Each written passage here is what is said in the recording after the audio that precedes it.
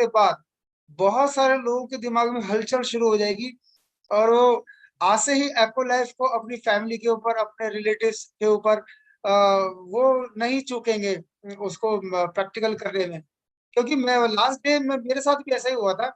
जब मैंने पहले डायग्नोसिस सीखा, जब ट्रीटमेंट सीखा, तो मेरे से बर्दाश्त नहीं हुआ। मैं तो रात को 12-1 बजे तक लेकर के बैठ गया था अपने फैमिली मेंबर्स को। तो बहुत मजा आने वाला है, रियली बहुत मजा आने वाला है।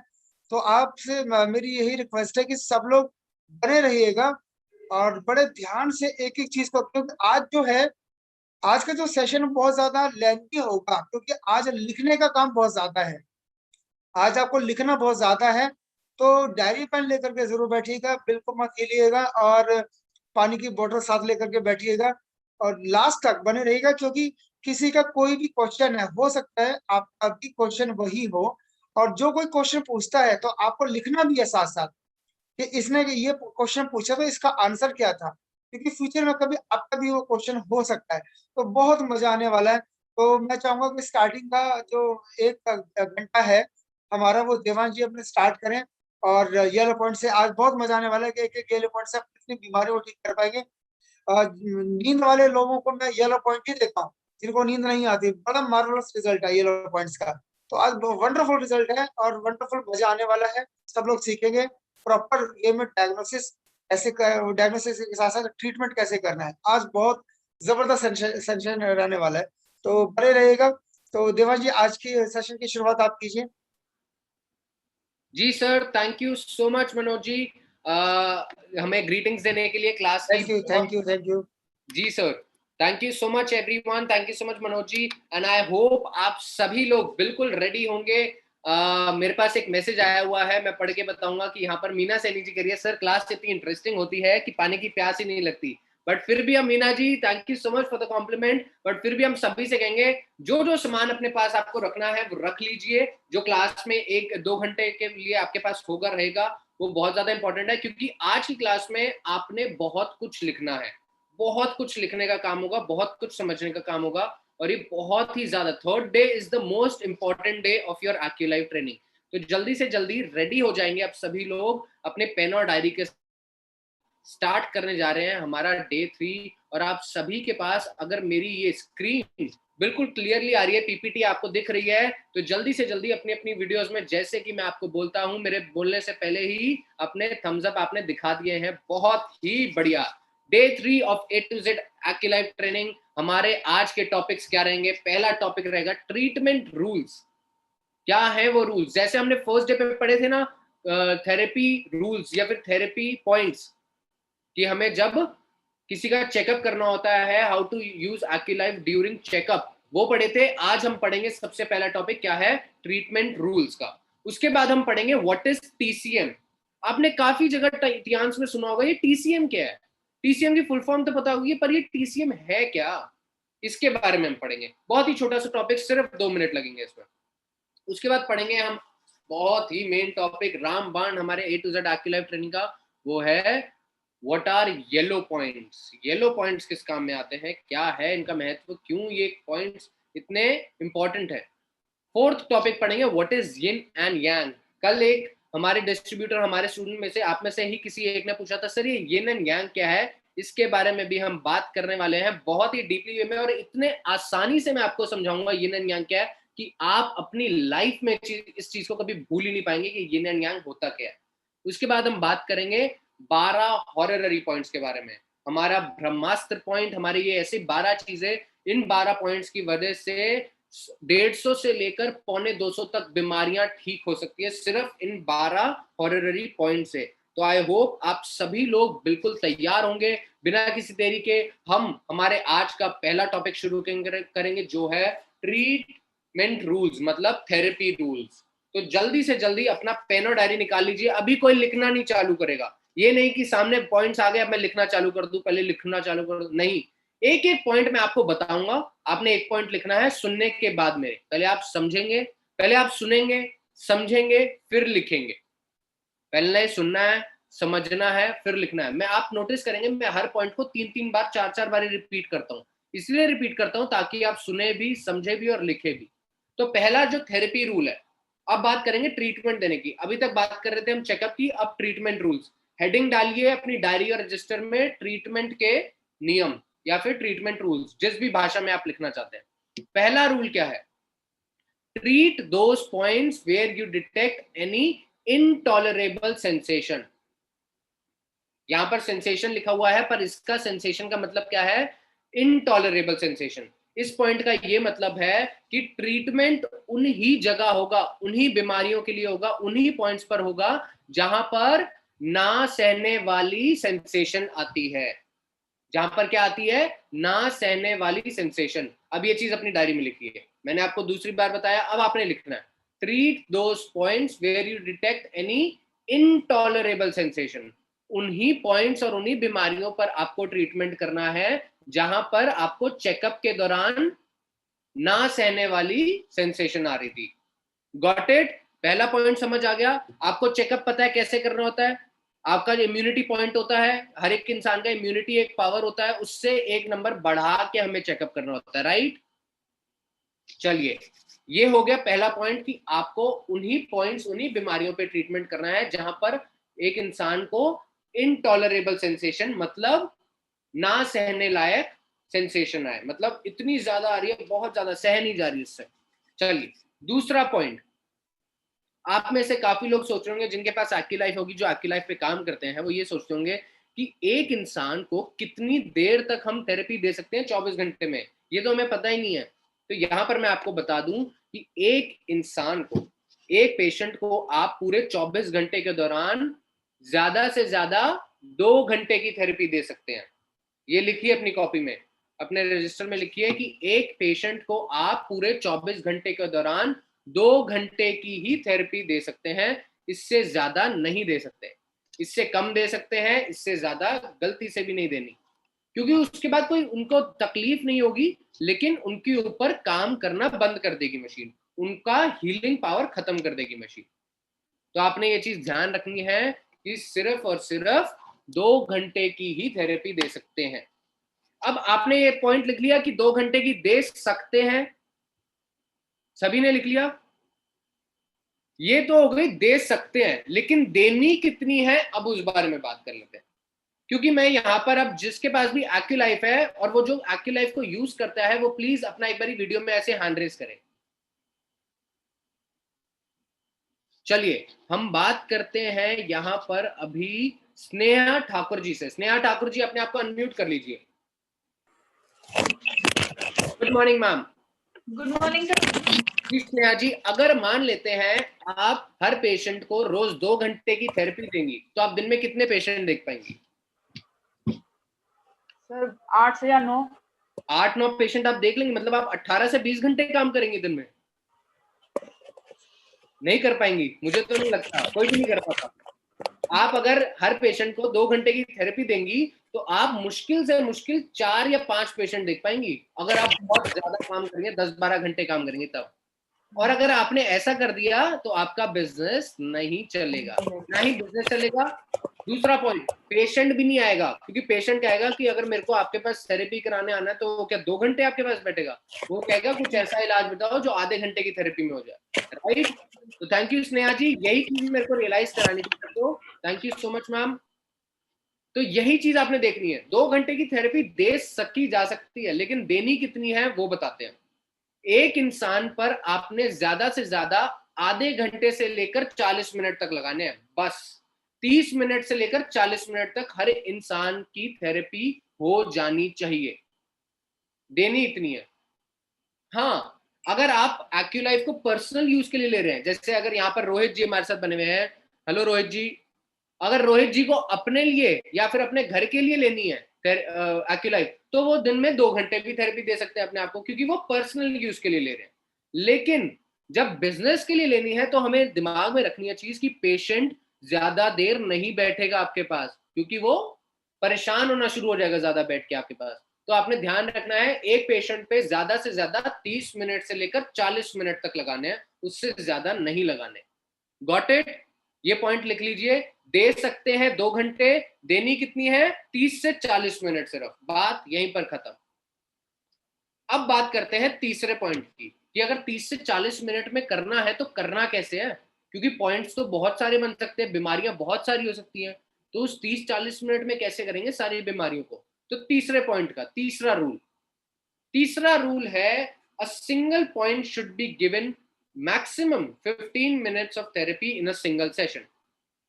अब आप लोग सोच रहे होंगे कि चलो एक इंसान को तो 2 घंटे की थेरेपी दी जा सकती है, लेकिन एक पॉइंट पर कितनी देर की थेरेपी देनी होगी, राइट? ये चीज आई है दिमाग में कि एक पॉइंट पर कितनी देर की थेरेपी देनी है। तो एक पॉइंट पर आप ज्यादा से ज्यादा 15 मिनट की थेरेपी दे सकते हैं। एक पॉइंट पर पूरे दिन में आप एक पॉइंट पर सिर्फ और सिर्फ ज्यादा से ज्यादा 15 मिनट की थेरेपी दे सकते हैं। लिख लीजिए कितनी दे सकते हैं, 15 मिनट की। चलिए, अब काफी लोग सोचेंगे सिंगल सेशन क्या होता है। सिंगल सेशन मतलब एक दिन, जब वो आपके पास पेशेंट आता है उसकी एक दिन की थेरेपी को बोला जाता है सिंगल सेशन, और थेरेपी कोर्स को बोला जाता है वो 15 दिन का थेरेपी कोर्स पूरा। ठीक है, तो आपने ये देखना है कि एक सिंगल सेशन मतलब जो एक दिन वो आपके पास आए हैं उसको क्या बोला जाता है सिंगल सेशन में। आप एक पॉइंट पर मतलब 24 घंटे के दौरान आप 15 मिनट की ही एक पॉइंट पर थेरेपी दे सकते हैं। अब ये तो होगी दे सकने वाली बात, लेकिन देनी कितनी है किसी पेशेंट को, वो डिपेंड करता है पेशेंट की कितनी बीमारियां हैं। अब मान लेते हैं कपिल जैन जी, आप मेरे साथ बने हुए हैं सर जी। तो कपिल जी, आपके पास कोई पेशेंट आता है और आप उनका चेकअप करते हैं। चेकअप के दौरान कपिल जी ने बड़ी सीरियसली उनका चेकअप करा और एक एक चीज उनसे पूछते हुए करा, और कपिल जी को पता चला कि इनको 7-8 बीमारियां हैं। ठीक है, और आपने पेशेंट को भी बताया कि आपको 7-8 बीमारियां हैं। तो कपिल जी ने उनको कहा कि सारी ट्रीटमेंट करेंगे, तो हम इनके पॉइंट्स बनाते हैं ट्रीटमेंट के पॉइंट्स बनाए, तो पता चला 7-8 बीमारियां हैं, तो 7-8 पॉइंट भी बन गए। तो मान लेते हैं कपिल जी के जितने जो भी नोन था उसके 8 पॉइंट बन गए ट्रीटमेंट के लिए। ठीक है कपिल जी, तो अगर आप 8 पॉइंट पे हर पॉइंट पे 15-15 मिनट की थेरेपी देंगे तो वो कितनी देर की थेरेपी हो जाएगी? 15 गुना 8 कर लीजिए, कितनी हो जाएगी? 120 मिनट हो जाएगी। 2 घंटे हो गए। लेकिन मैंने आपको क्या कहा है, 2 घंटे की थेरेपी नहीं देनी, क्योंकि इतना टाइम ही नहीं होगा। तो अब आप क्या करेंगे, किसी भी, अब आप चीजें लिखेंगे, किसी भी पेशेंट के अगर ट्रीटमेंट पॉइंट्स मतलब जिन पॉइंट्स के ऊपर थेरेपी करनी है, अगर वो 5 से ऊपर है, 5 या फिर 5 से ऊपर है, 5 पॉइंट या फिर 5 से ऊपर है, तो आप वहां पर सिर्फ 5-5 मिनट की थेरेपी देंगे। कितनी देंगे? 5-5 मिनट की हर पॉइंट पर। हमारी मशीन में 3 टाइमर मोड है, 5 मिनट, 10 मिनट और 15 मिनट, राइट? यही है। तो आपने किसी भी पेशेंट के जिसके ट्रीटमेंट पॉइंट्स मतलब जिनके ऊपर ट्रीटमेंट करना है, अगर उनके ट्रीटमेंट पॉइंट्स 5 या फिर 5 से ऊपर हैं, तो आप सिर्फ 5-5 मिनट की थेरेपी देंगे उनपे। ये चीज ध्यान रखनी है। मान लेते हैं कोई पेशेंट है जो कपिल जी आपके पास आया, उसके ट्रीटमेंट पॉइंट बनते हैं 4 पॉइंट्स, मतलब उनको सिर्फ 4 पॉइंट की थेरेपी देनी है, तो आप उन्हें हर पॉइंट पर 10-10-10 मिनट की भी थेरेपी दे सकते हैं। 4 पॉइंट या फिर 3 पॉइंट, किसी भी पेशेंट के अगर 3 या 4 पॉइंट है तो आप उन्हें 10 मिनट की भी थेरेपी दे सकते हैं एक एक पॉइंट पर। लिख लीजिए ये चीज। अब मानते हैं कि कोई पेशेंट आता है जिसके 1 या 2 पॉइंट बन रहे हैं ट्रीटमेंट की तरफ, 1 या 2 पॉइंट बन रहे हैं, उन्हें आप 15-15 मिनट की भी थेरेपी देनी चाहिए। क्योंकि अब आप अगर ये सोचेंगे कि किसी कोई पेशेंट आपके पास उसका सिर्फ एक ही थेरेपी पॉइंट बना और आप सोच रहे हो इसको जल्दी निपटा देंगे, 5 मिनट में ही कर देंगे, पावर हीलिंग तो उतनी होगी जितनी होनी चाहिए, काफी है, ठीक हो जाएगा 15 दिन में, नहीं, वो ठीक हो जाएंगे, लेकिन पेशेंट के अंदर भी एक साइकोलॉजिकल पावर होती है। वो कहेगा कि ये मेरे से पैसे भी ले रहे हैं, मेरे को बुला भी रहे हैं और 5 मिनट की थेरेपी कर रहे हैं बस। इसीलिए किसी भी पेशेंट का जिसका 1 या 2 पॉइंट बन रहा है, उन्हें आपने 15-15 मिनट की ही थेरेपी देनी है, ताकि पेशेंट के दिमाग में ये चीज बैठे कि हाँ जी, मेरे को आधा घंटा यहाँ पर लगता है, यहाँ पर मैं बैठता हूँ, मेरी थेरेपी होती है और उसी के बाद मैं ठीक हो रहा हूँ। तो ये चीज लगनी इंपॉर्टेंट है पेशेंट को। किसी भी पेशेंट जिसके थेरेपी पॉइंट, जिसके ट्रीटमेंट पॉइंट्स 1 या 2 हैं, उन्हें आप 15-15 मिनट की थेरेपी देंगे। Got it? तो ये चीज आपको समझना है कि 40 मिनट से ऊपर किसी को नहीं लगाने। अगर जैसे मैंने कपिल जी को बताया, कपिल जी अगर किसी के 8 पॉइंट थे, आपके पेशेंट के 8 पॉइंट बने, तो आप 5-5 मिनट की थेरेपी देंगे, तो टोटल टाइम कितना हो जाएगा? 8 पॉइंट पे 5 मिनट, 40 मिनट। 40 मिनट हो गया। और मैंने आपको क्या कहा है, आधे घंटे से लेकर 40 मिनट तक खत्म कर देना है। बात यही खत्म हो जाती है। तो ये चीज आपने दिमाग में रखनी है, क्योंकि पेशेंट उठकर चला जाएगा, अगले दिन से नहीं आएगा अगर आप उसके ऊपर बहुत ज्यादा टाइम लगाएंगे।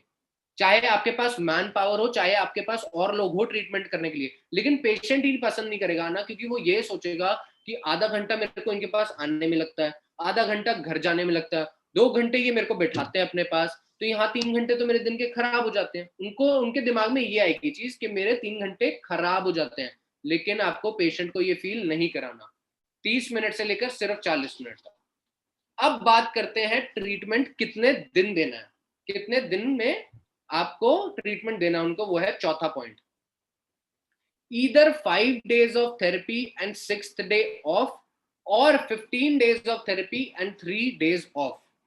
अब बात करते हैं एक थेरेपी कोर्स कितने दिन का होता है। एक थेरेपी कोर्स होता है 15 दिन का।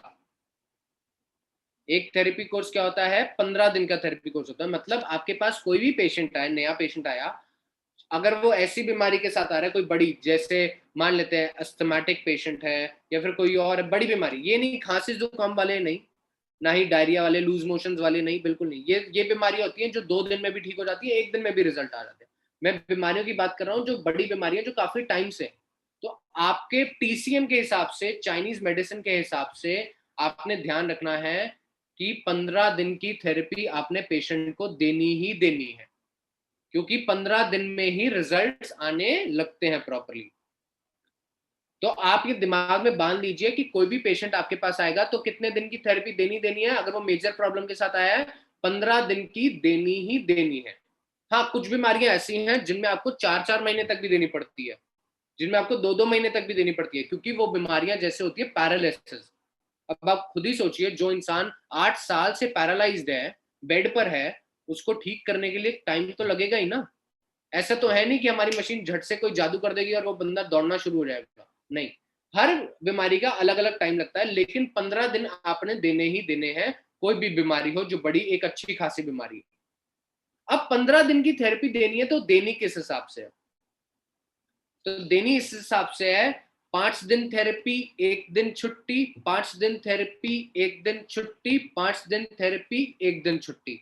ये हो गया एक तरीका उन 15 दिन को पूरा करने का। दूसरा तरीका क्या है 15 दिन को पूरा करने का? वो है 15 दिन थेरेपी और 3 दिन छुट्टी। ये चीज आप लिख लीजिए। 15 दिन की थेरेपी आपने देनी है पेशेंट को, किस तरीके से देनी है वो मैंने आपको बता दिया है। अब पहले अपनी आप डायरी में ये चीज लिख लीजिए।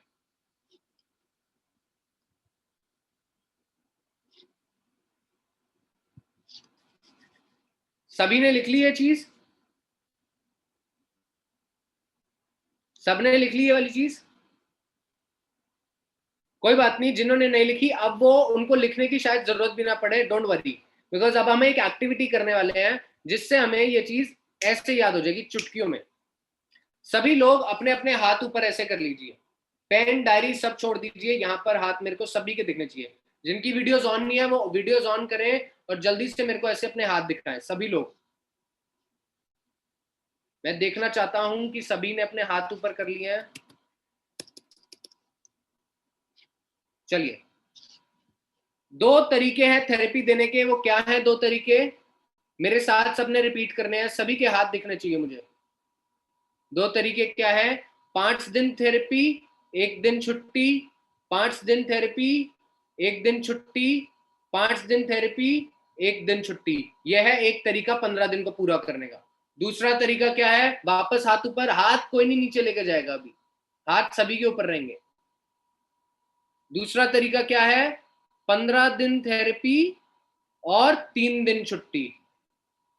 अब मैंने काफी हाथ देखे जिन्होंने एक्टिविटी नहीं करी मेरे साथ, सभी के हाथ ऊपर रहेंगे अभी। ये मान लीजिए आपको पनिशमेंट मिली है सबको ही, पूरी क्लास को, तो अब सबने, मैं बोलूंगा और आपने करके दिखाना है। सभी ने मुट्ठी बंद करनी है पहले। अब सबने करना है जैसे मैं बोलूंगा वैसे। पहला तरीका क्या है 15 दिन पूरे करने का? मैं जो ऐसे बोलूंगा उसके हिसाब से चलना है। 5 दिन थेरेपी, 1 दिन छुट्टी, 5 दिन थेरेपी, 1 दिन छुट्टी, 5 दिन थेरेपी, 1 दिन छुट्टी। ये हो गया पहला 15 दिन।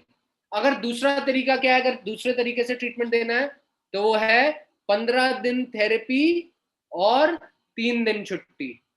अब एक और बारी हमें रिपीट करेंगे, अब मैं नहीं करूंगा, मैं सिर्फ बोलूंगा। पहला तरीका क्या है 15 दिन पूरे करने का? 5 दिन थेरेपी, 1 दिन छुट्टी, 5 दिन थेरेपी, 1 दिन छुट्टी, 5 दिन थेरेपी, 1 दिन छुट्टी। ये है पहला तरीका 15 दिन पूरे करने का। दूसरा तरीका क्या है?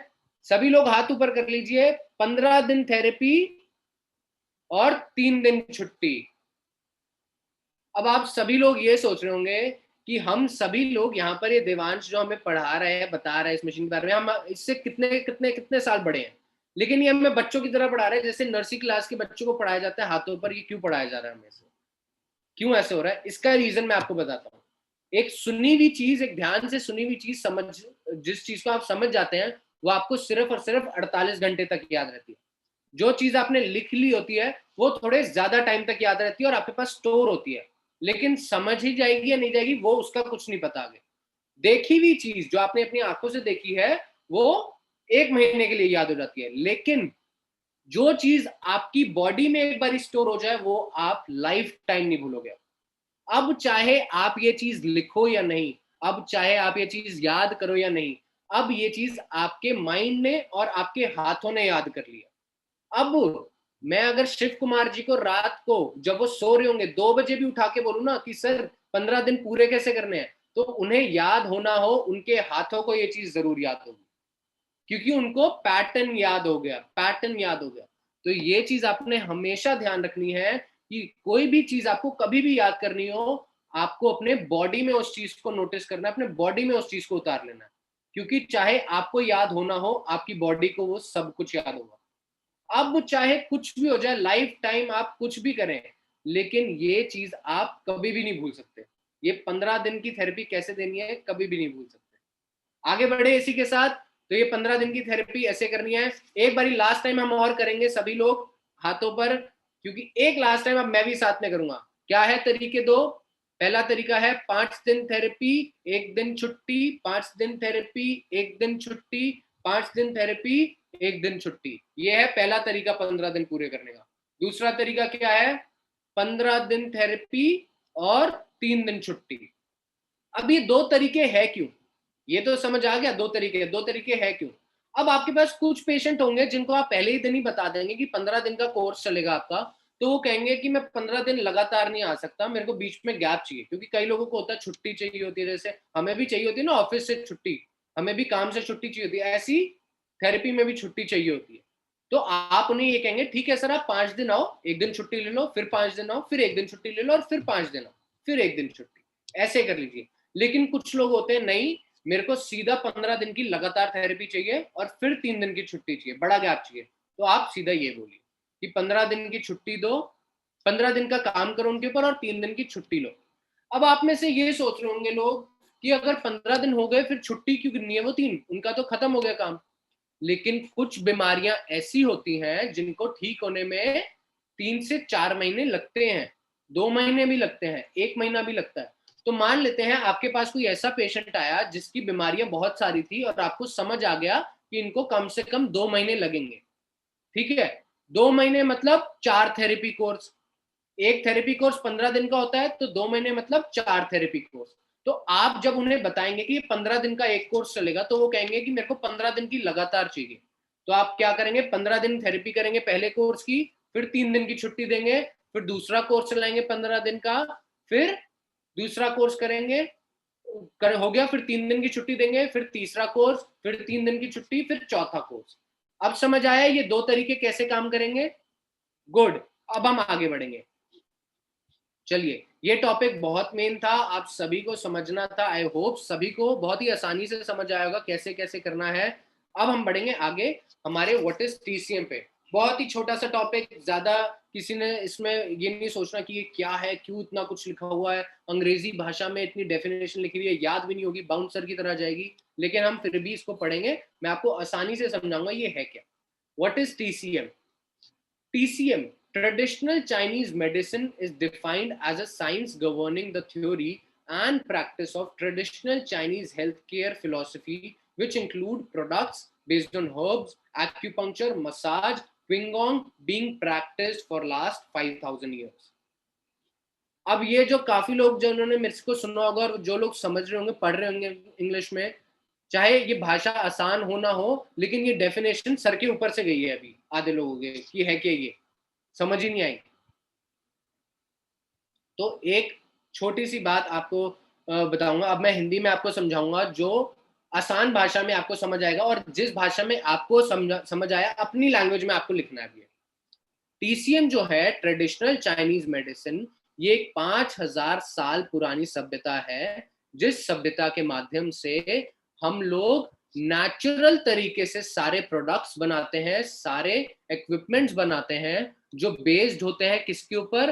हर्ब्स के ऊपर, एक्यूपंक्चर के ऊपर और मसाज के ऊपर। और इसकी वजह से हम किसी भी बीमारी को नेचुरल तरीके से ठीक कर सकते हैं। समझ आया? अब फिर रिपीट कर दूं, एक बारी रिपीट कर देता हूं, लेकिन आपने वो, मैं हर बारी जब बताऊंगा अलग भाषा में बताऊंगा, अलग तरीके से बताऊंगा, क्योंकि मैंने ये समझा हुआ है, आपने समझना है फिर लिखना है अपनी भाषा में। तो TCM जो है, ट्रेडिशनल चाइनीज मेडिसिन, ये 5000 साल पुरानी सभ्यता है, जिस सभ्यता के माध्यम से हम हेल्थ केयर इक्विपमेंट्स और प्रोडक्ट्स बनाते हैं। और ये जो प्रोडक्ट्स और इक्विपमेंट्स होते हैं, ये किस बेस पर बनते हैं? ये हर्ब्स पर, एक्यूपंक्चर पर, मसाज पर और सारे के सारे नेचुरल तरीकों पर। और TCM के माध्यम से हम किसी भी बीमारी को नेचुरल तरीके से ठीक कर सकते हैं। Got it? ये इंफॉर्मेशन इसलिए जरूरी है क्योंकि जब पेशेंट आपके पास पहले दिन आता है, उसका सबसे पहले क्वेश्चन ये होता है कि जो आपके ऊपर, मेरे ऊपर इलाज कर रहे हैं, ये किस चीज के ऊपर बेस्ड है? तो आपने क्या बोलना है? ये TCM के ऊपर बेस्ड है। TCM क्या है? ट्रेडिशनल चाइनीज मेडिसिन, और इसमें सारे की सारी चीजें नेचुरल तरीके से करी जाएंगी। साथ ही साथ आपने मशीन के बारे में क्या बताना है? जो हमारी मशीन एक्यूलाइफ है, वो किसके ऊपर बेस्ड है? Electro acupuncture. और electro acupuncture traditional Chinese medicine मतलब TCM का ही पार्ट है। Got it? TCM समझ आया क्या है? चलिए, बहुत ही बढ़िया, नेक्स्ट टॉपिक पे चलेंगे, जो है हमारे येलो पॉइंट्स। जल्दी से जल्दी अब हमने येलो पॉइंट समझने हैं, क्योंकि ये बहुत ही ज्यादा इंपॉर्टेंट है हमारे लिए। सभी के पास, जिन जिन के पास हैंड चार्ट मैंने सभी को बोला हुआ है निकालने के लिए, तो हैंड चार्ट्स अपने पास रखिए। मैं भी अपना हैंड चार्ट ले आता हूँ, एक सेकंड दीजिए मुझे।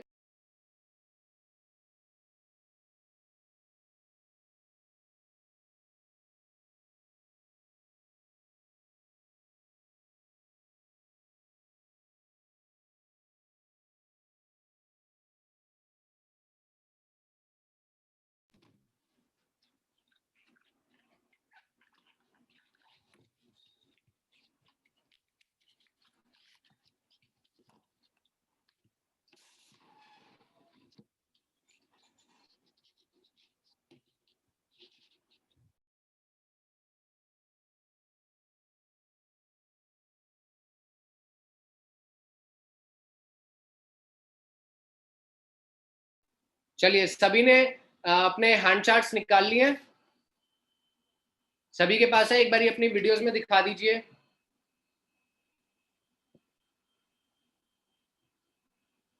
Thank you so much, thank you so much. चलिए, अब हम पढ़ेंगे येलो पॉइंट्स के बारे में, एक एक येलो पॉइंट के बारे में। ये येलो पॉइंट जो है किस चीज में हेल्प करते हैं, कौन सी बीमारियां कौन से येलो पॉइंट से ठीक होगी। तो यहाँ पर जितने भी येलो पॉइंट है, एक एक येलो पॉइंट से 8 से 9 बीमारियां ठीक होती है। अब आपने हैंड चार्ट अपना साइड में साथ में रखना है और अपनी डायरी में नोट करते जाना है कि एक एक बीमारी का मतलब क्या है, क्योंकि हमें पता तो होना चाहिए ना कि हम जब शाओशैंग पे लगाएंगे तो कौन सी बीमारी ठीक हो रही है और उस बीमारी का मतलब क्या है। तो सबसे पहला येलो पॉइंट जो है वो है शाओशैंग। आपके अंगूठे पर बना हुआ होगा शाओशैंग, येलो पॉइंट, सभी को दिख रहा है शाओशैंग। तो शाओशैंग से कितनी बीमारियां ठीक होती है, अब हम उसके बारे में बात करेंगे। शाओशैंग जो पॉइंट है वो हमारा एक लौता येलो पॉइंट है जो चेकअप में भी काम आता है, और इससे पहली बीमारी ट्रीटमेंट के दौरान जो ठीक होगी उसके बारे में हम बात करेंगे। लेकिन उससे पहले शाओशैंग का इंग्लिश में नाम क्या होता है? Lung meridian of hand. क्या होता है? Lung meridian of hand. और जो पहली बीमारी शाओशैंग से ठीक होती है वो है इन्फ्लुएंजा। क्या है? इन्फ्लुएंजा। इन्फ्लुएंजा आपके पास चार्ट में लिखी हुई है, इसका मतलब आपको समझा रहा हूं। इसका मतलब जो होता है, पहले आपने मेरी बात ध्यान से सुननी है, लिखने पे जोर नहीं डालना, मेरी बात ध्यान से, क्योंकि बीमारियां तो आपके पास लिखी हुई है जो जो ठीक होती है, सिर्फ उसका मतलब लिखना है। ध्यान रखिए, सिर्फ उसका मतलब लिखना है, बीमारियों के नाम मत लिखिए, नंबर डाल दीजिए, पहली बीमारी, दूसरी बीमारी का मतलब, तीसरी बीमारी का मतलब, बीमारियों के नाम मत लिखिए। पहली बीमारी है इन्फ्लुएंजा। इन्फ्लुएंजा क्या होता है? ये एक तरीके का फ्लू है जिसमें सर्दी मतलब आई मीन जुकाम, खांसी और बुखार बहुत ज्यादा हो जाता है किसी भी पेशेंट को, और इसको 15 से 30 दिन लगते हैं ठीक होने में। इस बीमारी में, इन्फ्लुएंजा में क्या हो जाता है? जुकाम, खांसी और बुखार, कोल्ड, कफ एंड फीवर किसी पेशेंट को बहुत ज्यादा सिवियर हो जाता है, अच्छी तरह बहुत ज्यादा डीपली हो जाता है, और इसको कम से कम 15 से 30 दिन लगते हैं ठीक होने में। ये एक तरीके का फ्लू है, फ्लू। ठीक है। उसके बाद है हमारा जो ठीक होता है वो है कफ। कफ मतलब खांसी। मतलब जब आप शाओशैंग पॉइंट, येलो पॉइंट पर ट्रीटमेंट करेंगे तो किसी भी पेशेंट जिसको खांसी की बहुत ज्यादा प्रॉब्लम है वो शाओशैंग पॉइंट पर लगाकर भी ठीक हो सकती है। ओके। कफ के बाद है सोर थ्रोट। सोर थ्रोट होता है गले में खराश। सोर थ्रोट क्या होता है? गले में खराश। Got it? सोर थ्रोट के बाद है फीवर। फीवर का मतलब होता है बुखार। जिस भी इंसान को बुखार बहुत ज्यादा होता रहता है, हर थोड़े दिन में हो जाता है, शाओशैंग पे ट्रीटमेंट दीजिए, बहुत इफेक्ट आएगा।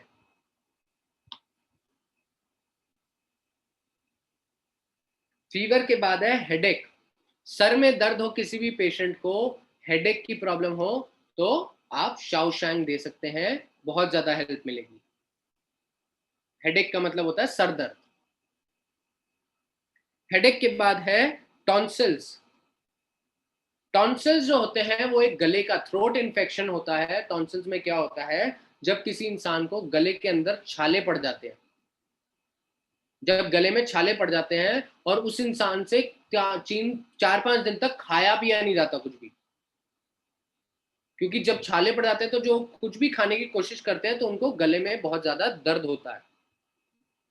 तो टॉन्सिल्स, टॉन्सिल्स जो होते हैं वो काफी लोगों में इसलिए देखा जाता है, क्यों होते हैं? जब उनका पानी में चेंज आता है, पीने के पानी में चेंज आता है, तो काफी लोगों को टॉन्सिल्स हो जाते हैं। टॉन्सिल्स की प्रॉब्लम पानी से बहुत ज्यादा उठती है। जब पानी में चेंज आता है, जैसे कोई लोग जो राजस्थान में रहते हैं, जब वो पंजाब जाते हैं, पंजाब के एक ऐसे एरिया में, जैसे मैं नाम लूंगा गुरदासपुर, क्योंकि मैं वहां रहा हुआ हूँ, मुझे पता है कि मेरे फ्रेंड जो था वो राजस्थान में रहता था, और जब भी वो कॉलेज आता था गुरदासपुर वापस आता था हॉस्टल में, वो जैसे ही पानी पीता था एक आध दिन तो उसको टॉन्सिल्स हो जाते थे एक हफ्ते के लिए, क्योंकि पानी का डिफरेंस था। गुरदासपुर में खारा पानी आता है, और जो राजस्थान में था पानी इतना खारा नहीं था, वहां सॉफ्ट वाटर मिलता था, तो इसकी वजह से भी टॉन्सिल्स हो सकते हैं। अगला है ब्रोंकियल अस्थमा। अब ये चीज आप लिख लीजिए, ब्रोंकियल अस्थमा और अस्थमा में डिफरेंस क्या है? एक होता है अस्थमा और एक होता है ब्रोंकियल अस्थमा, इन दोनों में डिफरेंस क्या है? ये चीज आपने लिखनी है वहां पर। इससे ब्रोंकियल अस्थमा ठीक होता है शाओशैंग से, लेकिन हमें समझना इंपॉर्टेंट है कि अस्थमा और ब्रोंकियल अस्थमा में डिफरेंस क्या है। बीमारियां दोनों सेम है, दोनों में सेम ही दिक्कत आती है, बिल्कुल एक ही तरीके की दिक्कत होती है, लेकिन बीमारी होने का तरीका अलग है। अस्थमा उस इंसान को होता है, उस इंसान के अंदर अस्थमा पाया जाता है जिसके पुराने परिवार में भी, फैमिली में भी अस्थमा चलता आ रहा हो। जैसे किसी इंसान के दादाजी को भी अस्थमा था, उसके पापा को भी था, उसके नाना, मतलब पीछे पुश्तैनी उसको ये चीज मिल रही है, सांस की दिक्कत उसको पुश्तैनी मिल रही है, उससे बोला जाता है अस्थमा।